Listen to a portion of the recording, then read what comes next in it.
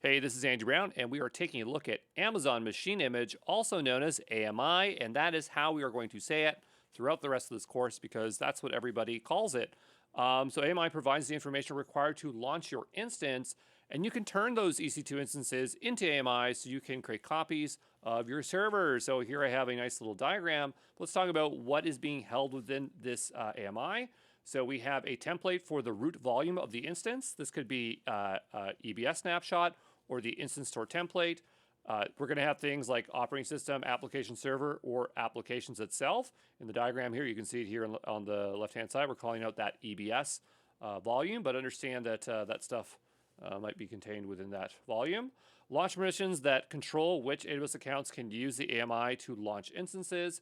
A block device mapping that specifies the volumes to attach to the instance when it's launched.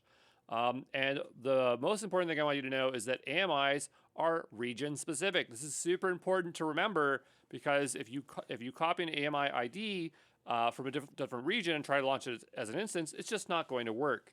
Let's talk about some use cases. So AMIs help you keep incremental changes to your OS application code and system packages. Obviously makes launching EC2 instances, virtual machines of the same kind of template very easy. So here I have an example where I have a bunch of AMIs and they're just named incrementally, so they're counting up. You can use Systems Manager automation so you can routinely patch your AMIs with security updates and bake those AMIs. Baking is a process when you automate the creation of AMIs when you or just images of virtual machines when you are making changes. AMIs are used within launch configurations and launch templates to manage AMI revisions. Launch configurations is the old way, and launch templates is the new way. I tend to use both when they're available, but they're very similar, but they have a slight difference there.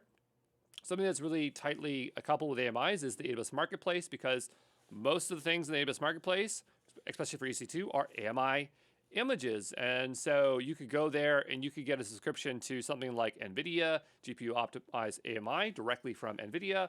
You could go there and get a security hardened AMI from the Center of Internet Security. So a lot of cool AMIs that you can leverage right away. Some are free, some are paid. Then you need to choose your AMI. So it's important to know a couple things about your AMIs.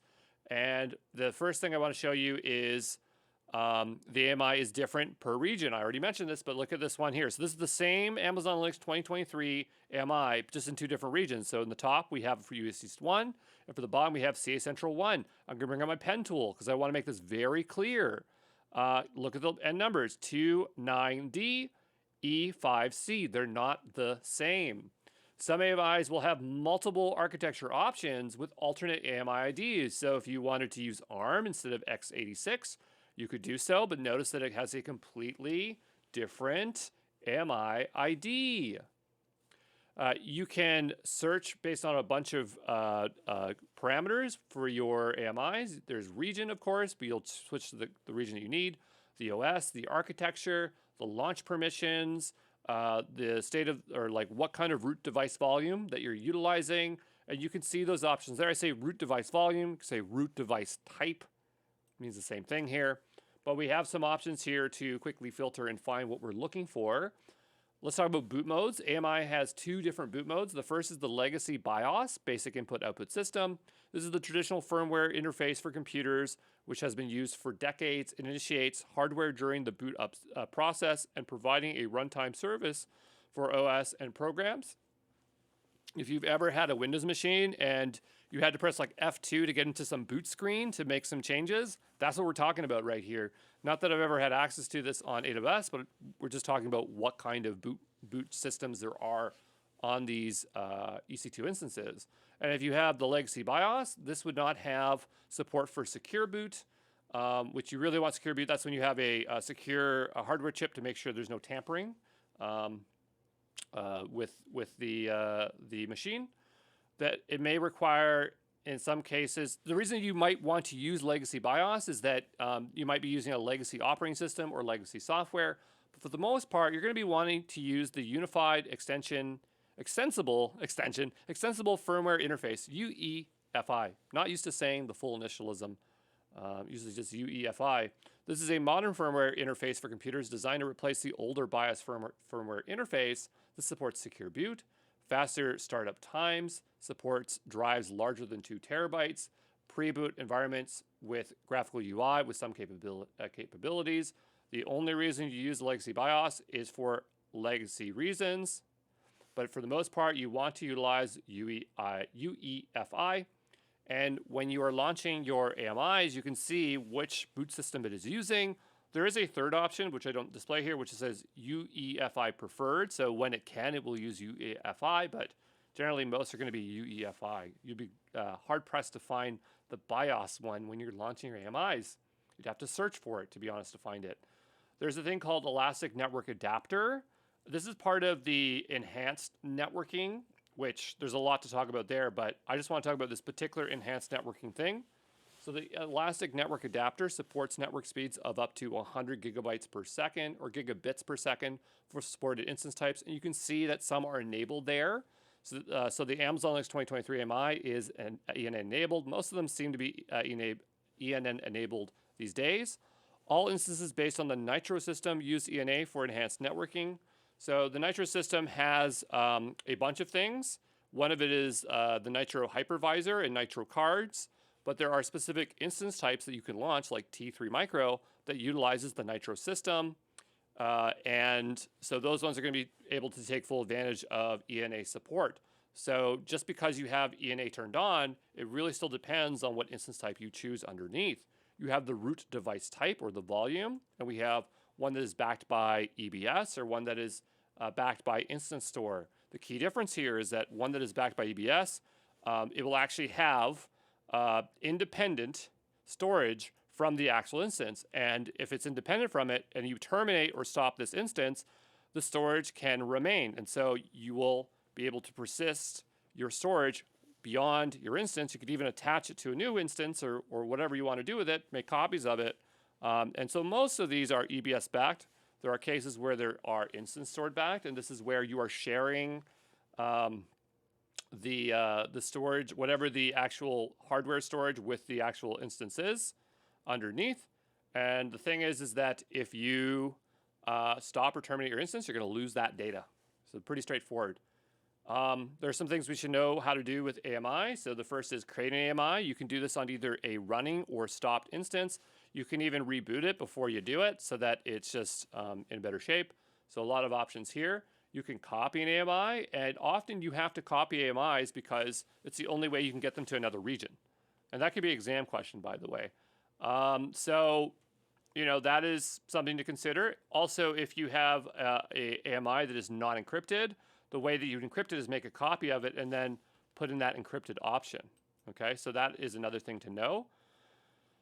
So besides just copying image, there's store and restore, which seems very similar to copy, but has a different use case. So this is where you're storing the AMI in the S3 bucket, and you can restore it from an S3 bucket. This is when you want to copy AMIs from one AWS partition to another. So we have the store command and then the restore command. I've never had to do this, but the reason why you would do this over copy is that you could have potential savings with cheaper long-term storage, lifecycle management of AMIs, disaster recovery, auditing and compliance. But to be honest, like AWS manages the AMI, so the chance of you losing those things is very unlikely. But if you just need to have that for compliance reasons, you can put it into an S3 bucket wherever you want somewhere else. Then there's a couple other things we can do. We can deprecate AMIs. The idea here is that if you deprecate it, deregister first. I'm reading at the top here, but if we are deregistering it, basically you are saying you're done with this AMI. It's kind of like when you release an Elastic IP. It's basically the way of deleting the AMI on AWS. Just don't call it delete because you're not actually deleting it. You're deregistering it. And so the idea is that when you try to launch for future instances, they will not launch. However, if you deregister, which is essentially the delete for AMIs, it doesn't delete snapshots. So if you need to do that and get rid of those snapshots, you're going to have to delete those manually. You can deprecate AMIs. This is when you have an AMI and you want people to stop using it after a particular date. Very important if you are, let's say, sharing that AMI externally or selling it in the marketplace. You can disable AMIs. So this just prevents people from launching AMI. You could obviously re-enable them, but it's kind of like a soft delete, if you will, that you can always undo later on. You can share AMIs, and there are 3 different settings for sharing: public, explicit, implicit.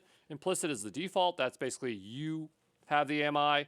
Explicit is when you want to share it with a very specific AWS account, organization, or OU, organizational unit.